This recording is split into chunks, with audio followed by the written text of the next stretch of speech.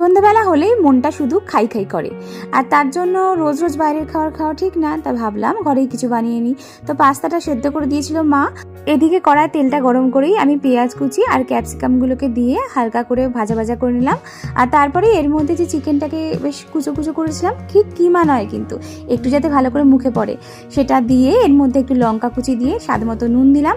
আর ঘরে ছিল pizza pasta sauce.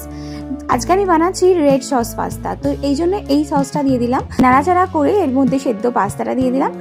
তারপর ভালো করে নাড়িয়ে এই সসটাকে ভালো করে পুরোটাতে মিশিয়ে নিলাম। ব্যাস, খুব ইজি রেসিপি। আমার ইজি রেসিপি ভালো লাগে, বেশিক্ষণ কাটতে হবে না। আর ওপর দিয়ে একটু অরিগানো ছড়িয়ে দিলাম। রেডি আমাদের সন্ধ্যাবেলা টিফিন। ফার্স্টেই আমি সুমিতকে সার্ভ করলাম, কারণ শনিবার সুমিত আজকে তাড়াতাড়ি চলে এসেছিল। আর সুমিত খেয়ে বলে দারুণ হয়েছে। আর আমার তো এইসব খাবার এমনিই ভালো লাগে, তারপর আমি নিয়ে বসে পড়লাম। তবে আমার মা বাবা খুব একটা ভালোবাসে না এইসব খাবার, তাই ওরা খায়নি। তো ঠিক আছে, চলো আমি খেয়ে নিই পুরোটা।